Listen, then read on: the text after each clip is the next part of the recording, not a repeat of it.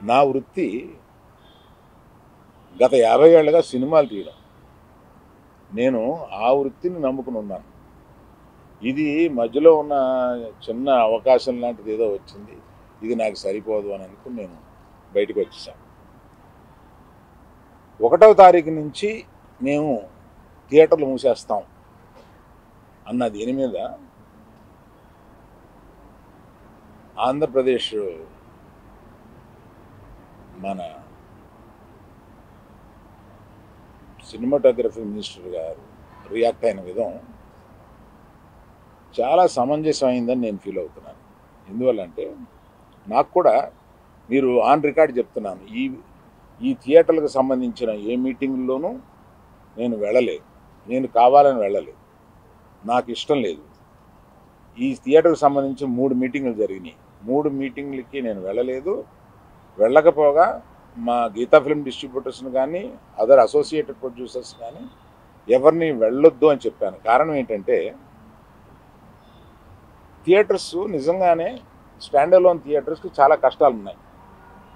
ఆ కష్టాలు ఉన్నప్పుడు అవి వచ్చి డిస్కస్ చేసుకుని ఇండస్ట్రీ పెద్దలతో ఛాంబర్ అని ఒకటి ఉంది, గిల్డ్ అని ఉంది, వీటిని అప్రోచ్ అయ్యి అందులో డిస్కస్ చేసుకుని సమస్యలు సామరస్యంగా కుదరకపోతే అప్పుడు ప్రభుత్వానికి వెళ్ళి ప్రభుత్వం చెప్పుకున్నాం. ఎక్కడో ఏదో కుదరక అన్నీ ఫెయిల్ అయినప్పుడు అయితే అన్నీ ఫెయిల్ అయినాయి కనుక మేము మూసుకుంటున్నాము, 1వ తారీఖు నుంచి మేము మూసేస్తాము అని అంటున్నారు.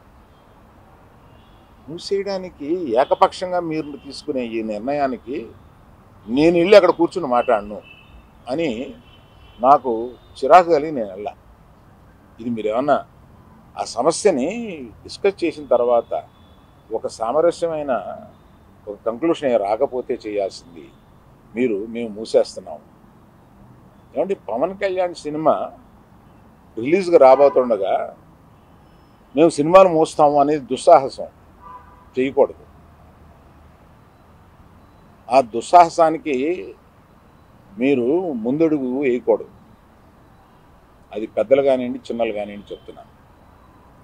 ఎందుకంటే మన ఇండస్ట్రీ నుంచి ఎవరు ఏది అడిగినా హెల్ప్ చేస్తున్న మనిషి ఆయన. ఆ రోజు మేము అశ్విని దత్ గారి కోసం కొద్దిమంది కలిపి వెళ్ళాం పవన్ కళ్యాణ్ గారిని కలవడానికి. అశ్విని దత్ గారి సినిమా వస్తుంది, దానికి కాస్త రేట్స్ ఇప్పించండి అని చెప్పి అడగడానికి. అప్పుడు ఆయన హింట్ చేశారు, చంద్రబాబు నాయుడు గారిని కలిశారా, మీరు ఛాంబర్ తరఫున వచ్చి కలవండి. ఆ తర్వాత ఆ కమ్యూనికేషన్లో ఏం జరిగిందో ఏంటో ఆ తర్వాత ఎవరో దాన్ని పట్టించుకోలేదు.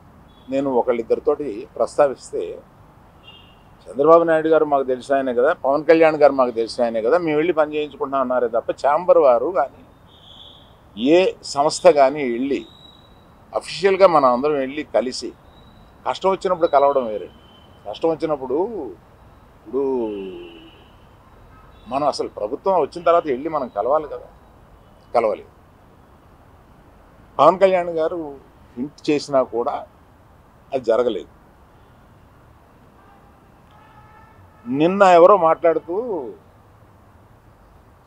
మాది ప్రైవేట్ వ్యాపారం, ప్రభుత్వానికి సంబంధం ఏముంది, ప్రభుత్వానికి సంబంధం లేదు, నేను కరెక్ట్గా చెప్పలేనది ఆ అర్థం వచ్చేటట్టు మాట్లాడారు. ఏమంటే ప్రభుత్వానికే సంబంధం లేకపోతే 2 సంవత్సరాల క్రితం పెద్ద వాళ్ళందరూ ఇక్కడి నుంచి కదిలిళ్ళి గత చీఫ్ మినిస్టర్ ఎందుకు కలిశారండి? ప్రభుత్వానికి సంబంధం లేకపోతే. ఏ వ్యాపారం అయినా సవ్యంగా చేసుకోవాలంటే ప్రభుత్వంతో సహకారం లేకుండా అది జరగదు. అటువంటిది ప్రభుత్వంతో సంబంధం ఉంది, మాది ప్రైవేట్ వ్యాపారం, ఇది సరికాదు. ప్రభుత్వంతో సంబంధం ఉంటుంది, ప్రభుత్వం కోఆపరేషన్ కావాలి. ఒకటే ఎగ్జాంపుల్, వాళ్ళ కోఆపరేషనే అక్కర్లేకపోతే మనలో పెద్ద వాళ్ళందరూ వెళ్ళి ఎందుకు కలిశారు, గత చీఫ్ మినిస్టర్ని ఎందుకు కలిశారు? మనకు కష్టం వచ్చిందనే కదా వెళ్ళి కలిశారు. కష్టం వస్తే కానీ వెళ్ళి కలవమా?